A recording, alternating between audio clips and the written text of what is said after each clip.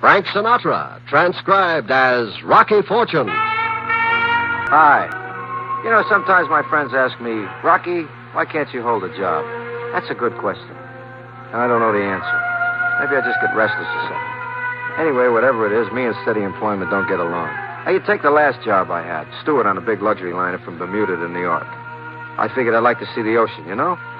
And a couple of guys were trying to help me, too. Only they wanted me to see it the hard way, from the bottom.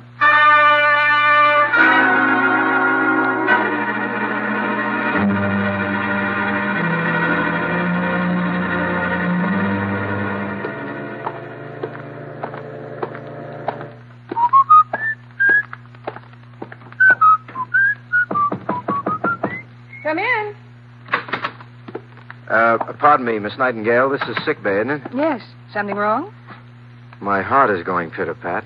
I beg your pardon. Nothing, Blue Eyes. I'm the steward from A-Deck. I came for the pills. Pills? The Dramamine for Lady Droop Snoot. You know, the Duchess in A7. Oh, you mean Lady Harkness. Yeah, anything you say. Oh, you'll have to wait a moment for Dr. Harper. He'll be back. That's too bad. Is something wrong, Mr. Fortune. Rocky Fortune. No, why? Oh, you keep staring and winking. Oh, I've got something in my eye. I'm just trying to wink it out. Oh, you'd better let me take a look. Yeah. Oh, just sit down there in the light. How's this? Now, lean closer. Like this? A little closer. Does this make it? That's too close. Now, which eye is bothering you? Right now, both. Try the left one. Open wide. Ah. Your eyes, I mean. Oh. Ah. Don't be fresh. Don't be so beautiful. I don't see a thing. I do. Please, Mr. Fortune, you're not cooperating. I don't even know your name. My name is Helen Travers, R.N. For real nice? For registered nurse. Yeah. Now, about the eye, do you mind if I wash it out? Honey, you can do anything you want. Would you like to take out my tonsils or saw me in half? Anything, just name it. You're impossible. Hold still. There. Ow! That's for being so fresh.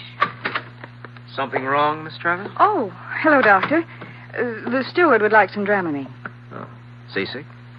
You don't look well. I haven't looked well since I was 9. It's for a passenger in A7. A7? That's Lady Harkness, isn't it? That's right. I'm afraid I can't give you any more. What's wrong, Doc? The chief steward was up less than an hour ago to get some Dramamine for Lady Harkness. Stuff isn't candy, you know. The chief? He just sent me up. There must be some confusion here. I think you'd better check. All right, Doc. Sorry. Not at all. It was a pleasure. I hope your eye improves. Yeah, the wash seemed to help it a little bit. Say, maybe I could come back later on for another eyeful, I'm afraid my boyfriend wouldn't approve. Anybody I know? Yes. Yes, the chief steward. Goodbye, Mr. Fortune.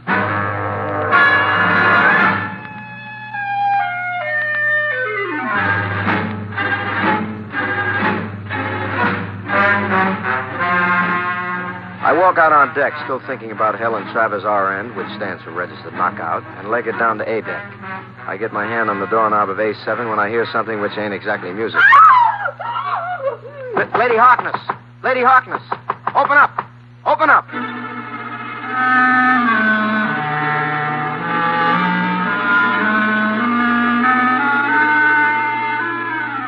When nothing happens, I put my shoulder against the door and heave.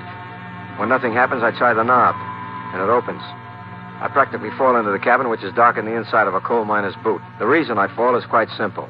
Lady Harkness is stretched out on the broad loom like a dead lizard. I take one look and reach for the phone. Give me the ship's doctor, honey. Hurry. Hello, Doc. This is Rocky Fortune. I'm in cabin A7, and the place looks like Act 2 of Arsenic and Old Lace. You better get down here before... Oop.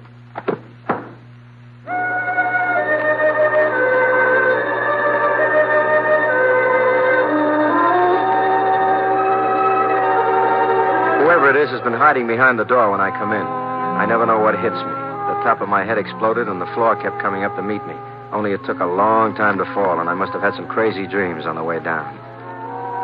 Rocky! Huh? What? Up here, on this cloud. Well, Helen, how'd you get away up there? I flew.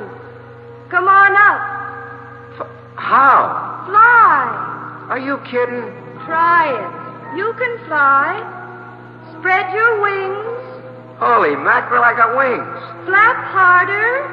I can't make it. Maybe I've been grounded. Try again. That's it. Flap harder. I'm off the ground.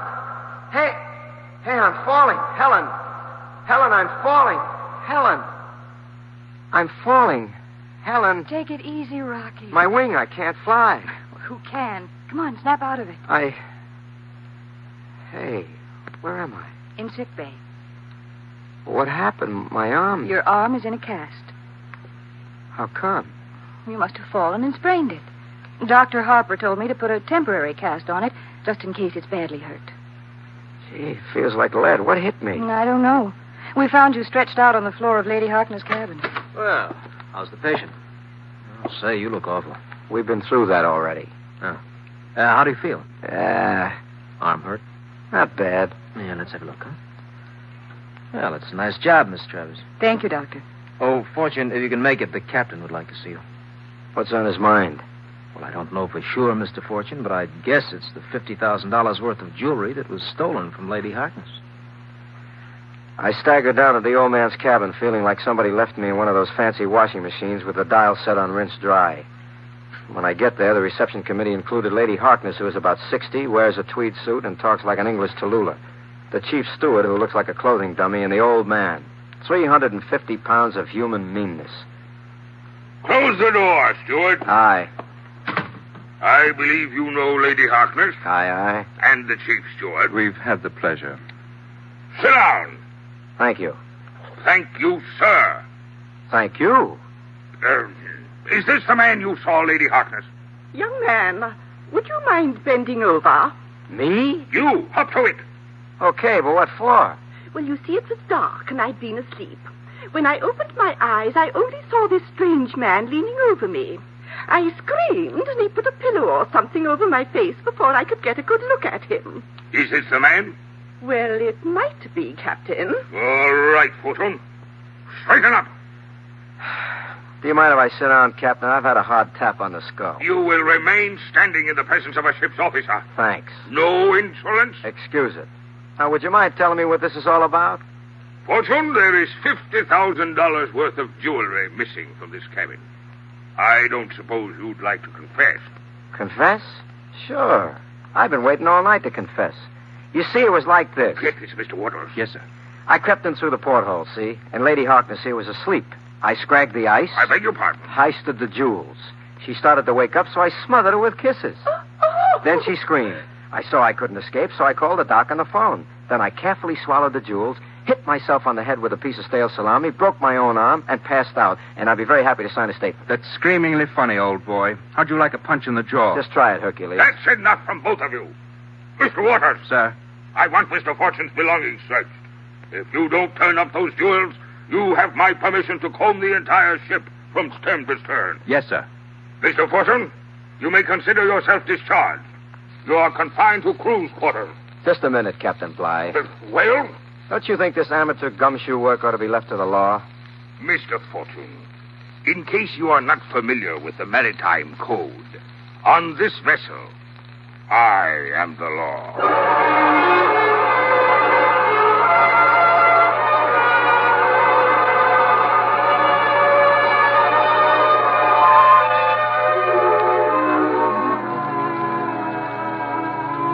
I execute a very unflattering salute with my good wing and stagger back to my bunk where I fall into the sack like a dead man. Only trouble is I can't sleep. My head aches, my arm aches, and my heart aches. And about 1 a.m., after 3 hours of whirling like a drunken dervish, I climb out of the hammock and head for sick bay, figuring I can pick up some sleeping pills. I get to the sick bay door just in time to hear voices inside. Don't try to give me that. I tell you it's true, And I Larry. tell you you're a liar. Larry, please. Nobody's going to double-cross me, Helen, particularly not my own girl. Larry, you've got to believe me. I'll give you one more chance to tell me the truth. But I told you. All right, baby. You want to play rough. Larry. Now? Okay. Good evening. Am I interrupting something? Fortune, get out of here. You know, Emily Post says it ain't polite to hit a young lady unless she belts you first. Get out. You all right, Miss Travers? Yes. Please, Rocky, do as he says. Sure. Anything you say. Only before I go, Chief. Yes. Here. Rocky. I suppose they'll hang me for mutiny now. Oh, well, it was worth it.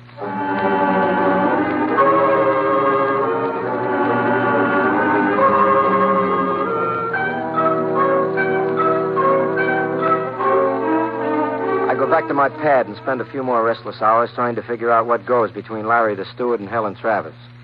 In the morning, I wake up and head back to sickbay for a checkup on the arm. Ah, how's it feel? Hurts. I think I'd better x-ray in case it's a green twig fracture instead of a sprain. Does that mean you take the cast off? No. We can x-ray right through the cast. I'd hate to spoil Miss Travis' beautiful work. Her beautiful work weighs about a ton. How long will I wear it, Doc? I'll let you know after the x-rays. Just step over here, please. Now, place your arm right here. That's fine. You just hold that, huh? Now, just hold steady. Ah, good, that's fine. Now, you wait here. I'll go into the dark room and develop it. Huh? Say, Doc, is Miss Travis in this morning? No. She said you didn't feel well. Had a bad night, I expect. I expect she did. This will only take a minute or two. Just make yourself comfortable, huh?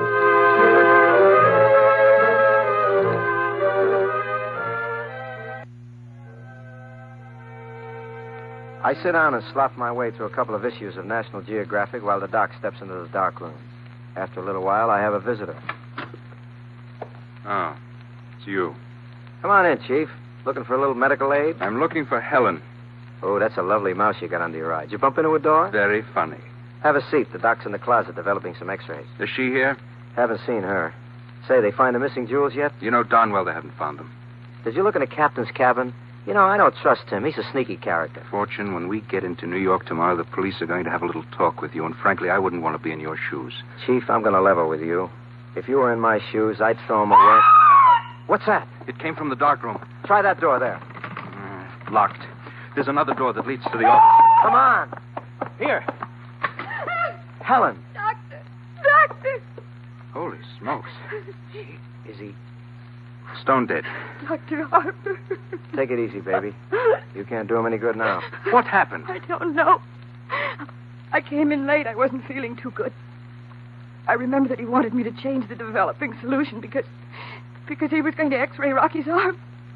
So I went right into the dark room. First, I thought I was alone. It was so dark. And then I saw him. I saw him on the floor with his scissors in his back. Larry, he's been murdered. Take it easy, honey. Come on, Chief. You better notify the skipper. You also better radio the New York Harbor Police to meet us.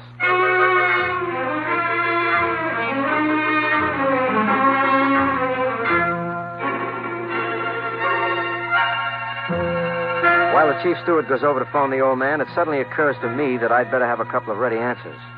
So I go back in the little dark room to take another look at Dr. Harper and snoop a little. Just when I think I've struck oil, the skipper barges in. Fortune, Yeah?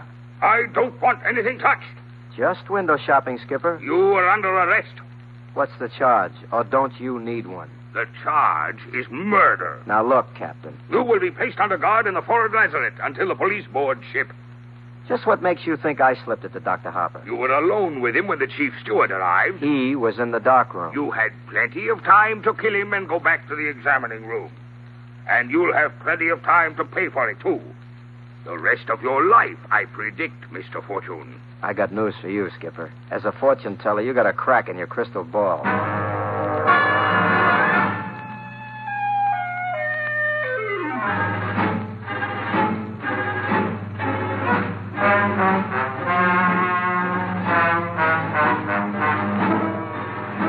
The lazarette is a small iron box down in the hold of the ship, just big enough for me, a couple of mice, and a few hundred feet of anchor chain. A couple of deckhands take turns guarding me, which consists of sleeping on a little cot just outside the bulkhead door. I get 3 square glasses of water a day and all the bread that me and the mice can eat. I am not happy. On your feet, Mr. Fortune. Well, well. And to what do I owe this pleasure? To the fact that I want to talk to you. Is that gun just a conversation piece, or do you always carry The it? captain authorized your guard to carry sidearms. I'm your guard for the next watch. Just the two of us? Just the two of us. How cozy. Get back against the wall and keep those hands above your head. Anything you say, Larry. I'm interested in what you say, Mr. Fortune. Concerning what? Concerning what happened to those jewels. How should I know? I say you've got them. You've been smoking Dramamine. I'll give you one more chance to start talking. And if I don't? I empty this gun at you. Wait a minute, Buster. That's homicide, remember? I can always say you tried to jump me.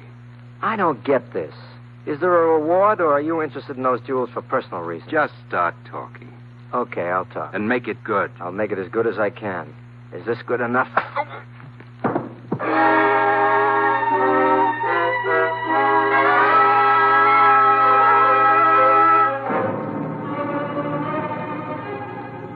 I had my hands up in the air, and I brought the arm with the cast down on the top of his skull as hard as I could. He went out like a wet candle, and I cracked the plastic cast right down the middle. I was still trying to figure out my next move when I discovered we were not alone. Put up your hand. Sure, it's getting to be a permanent position. Hand me that gun. Help yourself. Robbery, murder, assaulting a ship's officer. You know, Fortune, we can make trouble for you. I suspected as much. You could save yourself some heartache by confessing where you hid the jewels. Why don't you ask the guy who heisted them? I suppose you can identify him. Your chief steward, sir. That's an interesting bit of information. Can you prove it? No. All right, Mr. Fortune. Back in the lazarette. Will you listen to what I have to say, at least? Save it for the homicide boys. They'll be coming aboard when we reach quarantine in the morning.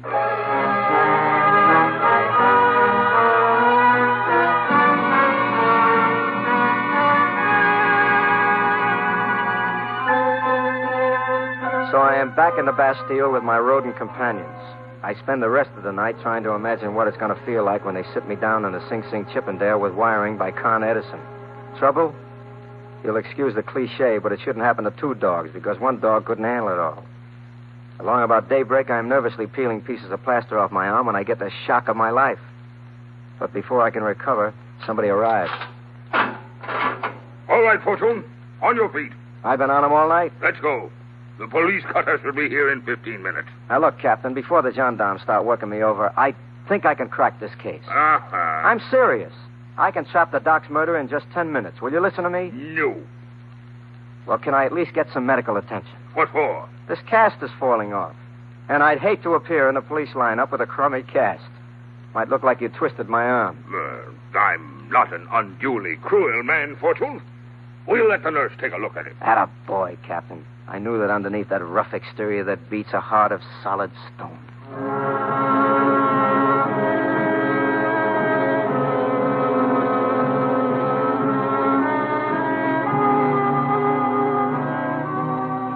10 minutes later, I am in the sick bay, feeling like an oyster which has just escaped from 6 months in an undersized shell and is about to be eaten alive. Rocky, I was so worried about you. Hi, baby. When the captain told me you'd broken the cast on Larry's head, How is he? Oh, he's sleeping it off in the captain's cabin. Let's get that new cast on your arm. How about a new arm while you're at it? Let's get the old one off. The arm or the cast? Hey, take it easy. This won't hurt. Here, I'll just tap it a few times with this mallet. And there. What's the matter, honey? Matter? Oh, nothing. Don't kid me, baby. You look like you just shot 6 holes in the high 80s. There's nothing wrong. Suppose I tell you what's wrong. All right. The jewels are missing. What jewels? The Lady Harkness loot. The jewels you mixed into the plaster for this cast in my arm. You're crazy. I'm crazy like King Solomon. You and Larry, boy, heisted those jewels. Larry did the muscle work and conked me when I came into the cabin at the wrong moment. Then he got scared and passed the jewels to you. But you knew that they'd searched the ship, so you put them into that plastic cast on my arm, figuring you'd get them back after the ship made port and we were all ashore. That's why you were so nice and sweet to me. I was worth plenty to you. You've got it all figured out, haven't you? All figured out. I even figured out why you knocked off the good doctor. Tell me. I'd be interested to know. You didn't plan on us taking any x-rays of my arm in the cast. And you knew the x-rays would show those jewels and they would fix your cute little wagon, but good.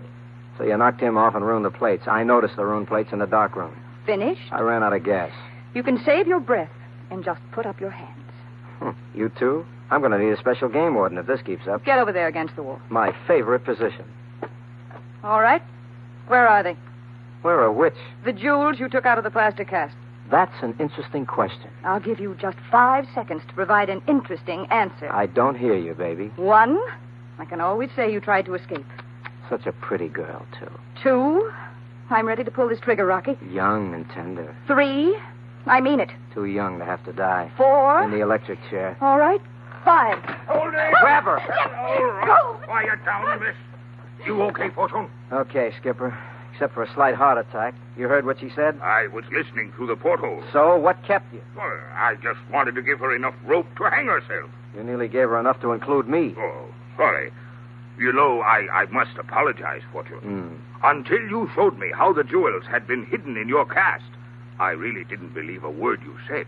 Forget it. I got a dishonest face. Well, naturally, if there's anything I can do to make up for it now... Just one thing, Skipper. About my job. You remember how you threatened to fire me? Yes. Well, fire when ready, Gridley, because if you don't, I quit.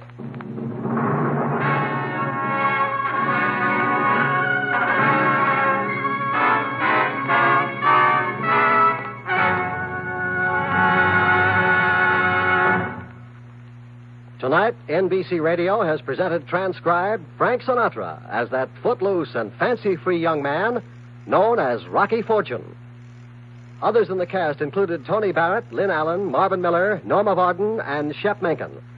Tonight's script was written by George Lefferts and Andrew C. Love directed. Eddie King speaking. Now, to tell you about next week's adventure, here's Frank Sinatra as Rocky Fortune.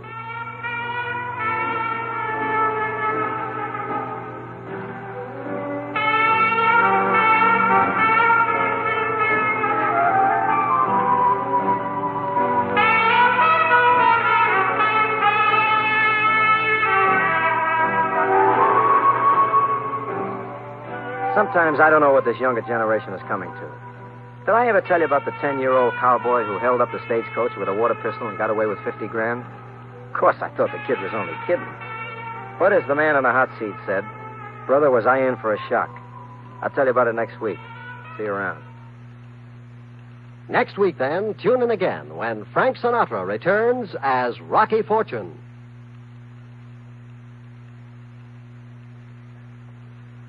One of the finest things anyone can say about you is that you're a good neighbor. That spirit has been a tradition in American life all through the years. Today, in hundreds of cities, this spirit of goodwill is expressed in a different way. It's expressed in our support of the local community chest or United Fund. This support is the modern way of being a good neighbor. Through your community campaign, you can make just one yearly contribution that takes care of many needs. You know that your money is collected and administered honestly and efficiently. So make sure that your campaign pledge is large enough to cover these needed services for an entire year. This is your chance to be a good neighbor. So give to your community chest or your local United Fund. Enjoy Fibber McGee and Molly tonight on the NBC Radio Network. Now, Frank Sinatra, transcribed as Rocky Fortune.